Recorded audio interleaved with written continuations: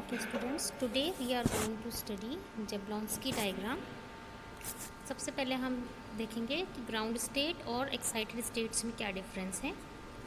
Ground state जो है हमारी, जिसमें इलेक्ट्रॉन्स पेयर्ड स्टेट में होते हैं, युग्मित अवस्था में होते हैं। इसके पास दो पॉसिबिलिटीज़ हैं कि वो किस तरीके से एक्साइटेड हो सकते हैं।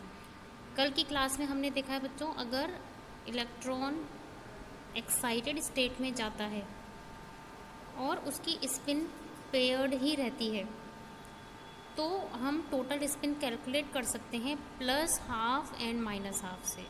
टोटल स्पिन होगी 0। तो स्पिन मल्टीप्लिसिटी को हम कैलकुलेट कर सकते हैं 2s + 1 से, चक्रण बहुलता से। s की वैल्यू 0 हमने रखी तो वैल्यू हमको मिल जाती है 1। That's why it is known as singlet excited state. Similarly, अगर इलेक्ट्रॉन एक्साइट होकर के नेक्स्ट स्टेट में जा रहा है और वो अपनी स्पिन को चेंज कर लेता है, तो टोटल स्पिन उस सिस्टम की हो जाएगी plus half means 1 and spin multiplicity 3 2s + 1 में रखेंगे तो, और so it is also known as triplet excited state. Excited states को समझने के लिए हम कैसे इसको एक्सप्लेन कर सकते हैं।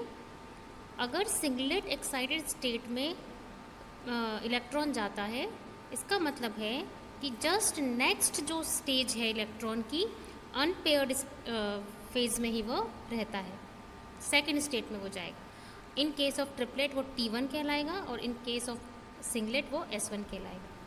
अगर इलेक्ट्रॉन एक्साइट होकर के थर्ड स्टेट में चला जाता है तो वो उसकी S2 होगी, है ना, और ट्रिपलेट के केस में T2 होगी। देखिए जैसा कि मैंने ये दिखाया है आपको। अब हम इन स्टेट्स के अकॉर्डिंग जेब्लॉन्स्की डायग्राम एक्सप्लेन कर सकते हैं फोटोकेमिकल रिएक्शंस के लिए। देखिए सिंगलेट ग्राउंड स्टेट जो रहेगी उसको हम S0 से डिनोट करते हैं। अब according to excitation energy, electron या तो S1, S2 या S3 में जा सकता है, और उसी तरीके से अकॉर्डिंगली वो T1, T2 और T3 में जा सकता है। हमने उसको एक पर्टिकुलर क्वांटम की लाइट दी और वो एक्साइटेड स्टेट में चला गया, तो this process is known as absorption of light. ये लाइट का अवशोषण होगा। अब यहाँ से दो तरीके के ट्रांजिशंस हो सकते हैं, जिसमें हम एक तो ये कहेंगे कि ये नॉन रेडिएटिव ट्रांजिशन होगा या ये रेडिएटिव ट्रांजिशन होगा, मतलब कि अविकिरण वाला और विकिरण वाला। तो सबसे पहले हम नॉन रेडिएटिव करें। अगर विकिरण नहीं निकल रहे हैं, एमिशन नहीं होता है, तो इंटर सिस्टम क्रॉसिंग इलेक्ट्रॉन्स कर सकते हैं। इंटर सिस्टम क्रॉसिंग का मतलब है कि सिस्टम में ही परिवर्तन इलेक्ट्रॉन कर सकता है, वो सिंगलेट से ट्रिपलेट में जा सकता है। क्योंकि सिंगलेट से ट्रिपलेट में जाने के लिए इलेक्ट्रॉन को अपनी स्पिन को चेंज करना पड़ेगा, तो sum of the energy is used, कुछ उसकी एनर्जी यूज हो जाएगी टू चेंज इट्स स्पिन, और इसलिए ट्रिपलेट स्टेट की एनर्जी सिंगलेट से कम हो जाती है। तो क्वाइट स्टेबल स्टेट है ट्रिपलेट वाली सिंगलेट से। और अगर मान लीजिए इलेक्ट्रॉन एक्साइटेड स्टेट में गया है, अगर वो T3 में गया है और उसको वहाँ से ग्राउंड स्टेट में आना है, तो वो पहले T3 से T2 में आएगा, स्टेप वाइज वो डाउनफॉल करेगा। T3 से T2 में जब आएगा तो भी नॉन रेडिएटिव ट्रांजिशन होगा, क्योंकि इंटरनली सिस्टम में चेंज हो रहा है, आंतरिक रूप से वो चेंज कर रहा है, इसलिए हम इसको इंटरनल कन्वर्जन कहते हैं। ये जो है वो ट्रिपलेट टू ट्रिपलेट ट्रांजिशन है, इसलिए इंटरनल कन्वर्जन है। इसमें भी केवल कुछ एनर्जी जो है वो हीट की फॉर्म में निकल जाती है, रेडिएशन कुछ नहीं होता है।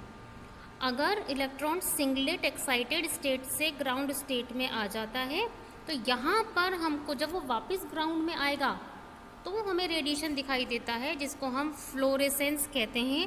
फ्लोरेसेंस को बोलते हैं हम प्रतिदीप्ति, और ये एक फास्ट प्रोसेस है, बिकॉज इलेक्ट्रॉन को वापस पेयर करने के लिए स्पिन को चेंज नहीं करना पड़ेगा। तो जितनी देर तक आप लाइट का सोर्स डालेंगे किसी सब्सटेंस पर, केवल उतनी देर तक आपको वो फ्लोरेसेंस, वो चमक आपको उस सोर्स से दिखाई देती है, और इसकी टाइम लिमिट होती है 10⁻⁻⁸ सेकेंड्स तक। लेकिन अगर ट्रिपलेट एक्साइटेड स्टेट से वो सिंगलेट ग्राउंड स्टेट में आता है, अगर वो त्रिक अवस्था से उत्तेजित से और एकक अवस्था में आता है, निम्न अवस्था में, तो वहाँ पर उसको थोड़ा टाइम चाहिए, क्योंकि ट्रिपलेट में स्पिन चेंज है। जब वो सिंगलेट ग्राउंड स्टेट में आएगा तो इसको इट नीड सम टाइम, है ना। तो ये वाली प्रोसेस थोड़ा सा टाइम टेकन होती है, थोड़ी स्लो प्रोसेस होती है, और इसका टाइम लिमिट होता है 10⁻³ सेकेंड। इस प्रोसेस को हम कहते हैं फॉस्फोरेसेंस, स्फुरदीप्ति।